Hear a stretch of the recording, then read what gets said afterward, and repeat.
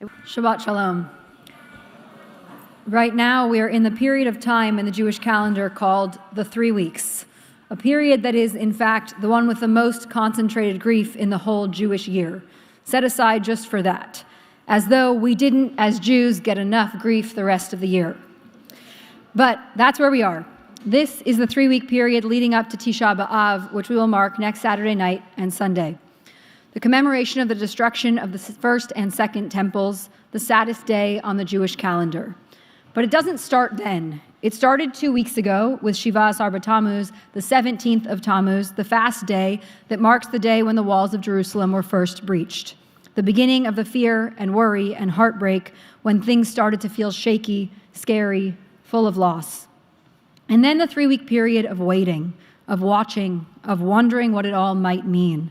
In Hebrew, we call it Bein HaMitzarim, in the narrow places, in the straits.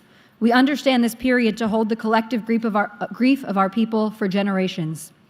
And during this time, the custom is to observe it like a mourning period.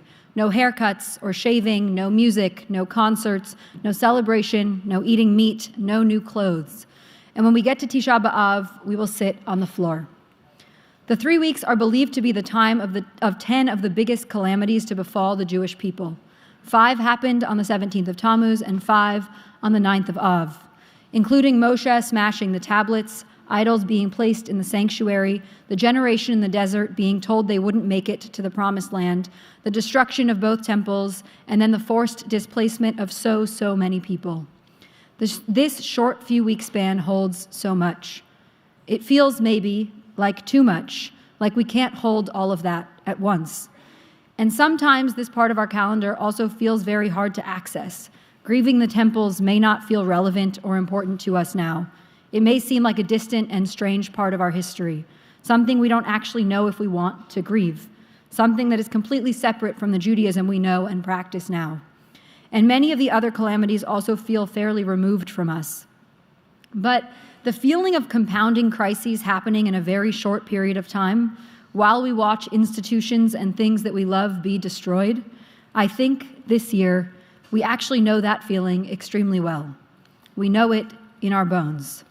We are living in an extended 3 weeks, Bein HaMitzarim, especially in this city. We in Los Angeles know so well now the feeling of protracted grief that won't let up. Since January 7th, we have been Bein HaMitzarim. When the first fires broke out in the Palisades, everything changed for us here. Our whole city was afraid, anxious, uncertain, holding our breath as we prayed and prayed for all our first responders and fire survivors, waiting, watching, wondering. Our city, as it does so well in times of crisis, came together to show up for each other and gather as many resources as possible as we waited for the fires to be contained. In a sense, January 7th was the beginning of our 3 weeks, the day that the walls of our city were breached by fire, an enemy that has threatened us here many times before, but never like this. We started to grieve and mourn. 31 lives were lost in our city those weeks. Thousands of people lost their homes, including some people in this community, some in this room. Many people have still not figured out where they'll end up. Many did not have insurance to help them in the aftermath. Synagogues, churches, schools, parks, businesses, gone. The rebuilding from that will take many decades. That was when we entered Bein HaMitzarim. But we never left. We never got out. Because as we started to take a few slow steps forward, as some things started to settle back in, as the one freeway reopened and we started to try to make our way out of the rubble, our city was under attack again. This time not by fire, but by our own federal agencies. On June 6th, we heard of the first ICE raids in downtown Los Angeles. The first time the horror flooded our news feeds and our bodies, that our family, friends, neighbors, and community were being violently snatched from our streets. Detained and deported with not a moment to get their affairs in order, gather their belongings, kiss their children. Gone, with no trace, all in the name of protecting our city. But as we know well, that does not protect our city. And our city and state officials made clear that our city did not need protecting in those ways. These are not the people threatening our city or our country. Of the 2,700 people who have been detained in these weeks, very few have any kind of criminal record. It is not about keeping us safe. And we have seen more and more people, including in our own community, who are U.S. citizens but have been detained for days anyway, racially profiled at a park or a gas station or walking down the street. And then, on June 7th, thousands of National Guard members were dispatched to Los Angeles with fabricated cause, ostensibly to manage the unchecked chaos and horror in the streets. But that chaos and horror only existed when ICE started attacking our city. That was the only chaos and horror that needed to be managed. And so, for these last 7 weeks, we have plunged into even deeper grief than before. Angelinos have rushed to the streets to protect the most vulnerable, to protect this city and all of its inhabitants. This city in which over 30% of us are immigrants, people who have come here to build a better life, working hard every single day to live well and provide for their families. We have shown up for rallies and protests and prayer vigils, rushed to schools and parks and businesses when we get alerts that ICE has arrived. We have fought for our communities and the loving people who have helped build this city. And also, we are exhausted. This grief is heavy, and we never got a break after January. We are in the 3 weeks, a 3 weeks that has now stretched in Los Angeles to 28. 28 weeks of grief and no end in sight. Next Saturday night on Tisha B'Av, we will read IKAR, Lamentations. It starts famously as follows: Eicha yashva badad ha'ir rabati am. Alas, lonely sits the city once great with people. The imagery feels so palpable in this city right now. Our great city, lonely, quiet, deserted. We have lost so many people in these 7 weeks. Parents, children, partners, friends, neighbors, business owners, teachers, contractors, day laborers, farm workers, and then so many more who are still here but are now afraid, of course, to be out in the world. People are not going to work or school or football practice or the doctor or the grocery store or the park. Whole swaths of our city are now empty, devoid of the life and color and joy and community that define us. Our city is grieving. We are grieving. We are grieving everyone we've lost. We are grieving the violence and the hatred and the horrors. We are grieving what this means for our city and for its future, for our state, for our country. The next verse of IKAR tells us, "Bachot tivke balayla v'dimata al lecheya." Bitterly she weeps in the night, her cheek wet with tears. There is none to comfort her of all of her friends.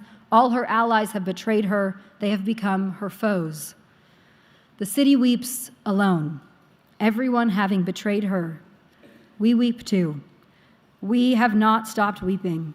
No one can console us or our city, our cheeks wet with tears. And we feel betrayed by this country and the federal agencies within it, betrayed by the ways in which our city and people and community have been attacked, betrayed by the highest offices entrusted with our safety and humanity. Al eila ani vochya. For these things do I weep. When we get to chapter 3 of IKAR, we move from the collective to the individual, from the grief of a city to the grief of an individual person experiencing that city. We get a first-person story that goes as follows. Ani hagever ra'a oni b'shevet evrato. I am the person who has known affliction under the rod of their wrath. They made me dwell in darkness like those long dead. They walled me in and I cannot break out. They weighed me down with chains. And when I cried and pled, they shut out my prayer. These words could have been uttered by any of the thousands of people who have been abducted in our city in these last weeks. There are 2,700 of these stories I can tell, and I wish I could. I wish we could honor each of them from this pulpit as they deserve to be honored. The many day laborers kidnapped from Home Depots across our city just trying to get a next job. The raspberry farm workers chased through their rows of their fields, the garment district workers in the heart of Los Angeles, the many, many people just showing up for their legal immigration appointment check-ins and then snatched in the hallways by plainclothes ICE officers, the people taken from gas stations and parks and graduations and schools and hospitals. The endless parents ripped from their children, children sent back to countries they've never known, no one getting a chance to see each other before they left, no one having any warning that this is where things were going. These are people we know. These are people we love. These are people we live with and cry with and work with and fight for. These are people who continue to dream and build this country. These are our family, our friends, our community. And now they are gone. They have been abducted, and left in their place is an undeniable void, a huge hole in this city, and in the imagining of what this city and country could be, should be. Al ela ani bochya. For these things do I weep. In this week's parsha, Matot-Masei, we close the book of Bamidbar, Numbers. We finish the people's journey through the desert.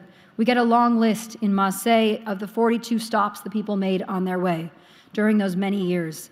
And one of those stops is Avel Shittim. It comes in a long line of places, and it's a very strange name for one of the stops. Shittim are acacia trees, most well known from the building of the Mishkan, the tabernacle. But what about Avel? It's often translated here as meadow, the meadow of the acacias, but there's another use of Avel that's much more familiar to us, though in a very different context. An Avel is a mourner, someone who is grieving. The period of grieving after someone dies is called Avelut, the mourning period. Avel Shittim, then, maybe, is a place where people grieved, mourned among the trees. And why were they grieving?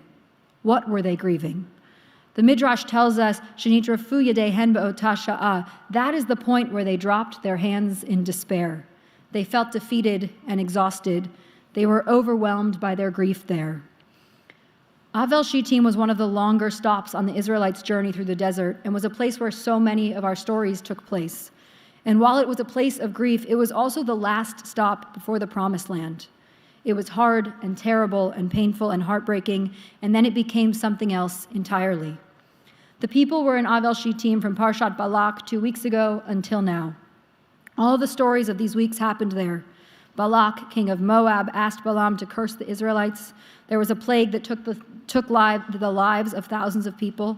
Pinchas engaged in extreme acts of violent zealotry. Moshe appointed Joshua. The Israelites battled the Midianites, among many other things.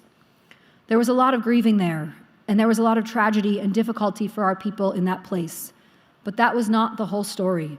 They did so much else in that place too. In that place of weeping, they also had matovu, awe at the beauty of the community, the blessing of the people in front of them. They had a brit shalom, a covenant of peace. They had challenges to unjust laws from 5 unlikely women. They had a transfer of power. They had another census, a way to take stock of who was there and who wasn't. They created cities of refuge. Avel Shittim is not a place of either or. It's a place of both, grief alongside action, a place that helped the Israelites acknowledge what hardship they'd lived through while preparing for a new chapter. We are in a valley of grief, a meadow of grief, and it has been a long time. It has not just been these 3 weeks or 7 or the 28. It has been so many weeks. So many moments that have become days, weeks, months, years. We are deep in our grief and heartache, and we should be. We cannot become numb to it all. We have to stay human. And also, our grief cannot be the whole story. Our grief and heartache, much like it did for the Israelites in year 40 of wandering in the desert, must move us to action, must be a catalyst to prepare us for what's to come. Of course, we don't know what's to come. We never do. We don't know when or how long we'll be here. We don't know who will make it out. We don't know who will live to see the Promised Land, and it may be none of us. But we have to believe it will be someone, that the time will come, that it is worth fighting every day for the promise of that world. Even in the darkest parts of the Israelite journey in the desert, they kept some sense of a destination of the Promised Land in mind. A destination that felt impossible at every single moment up and until the moment it happened. The Torah tells us that we have to tell every story with an arc toward redemption, especially when it feels most impossible. And that we have to act as though what we do matters right now. I know so many in this community are doing that already, and there's always more to do. If you don't know what to do, come join us at lunch next Shabbat for a Minyan Tzedek community organizing meeting where we'll continue to build power in this political moment. Join us and our partners at CLU and other groups across LA next Sunday for Tisha B'Av ritual and protest for immigration justice downtown at the detention center.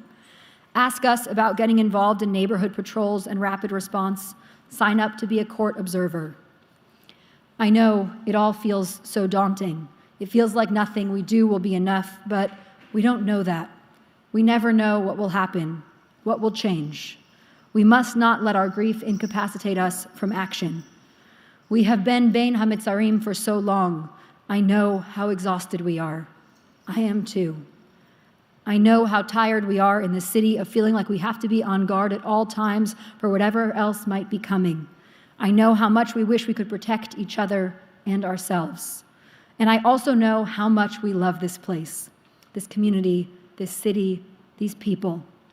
I know that that has motivated us every time in the past and will again now.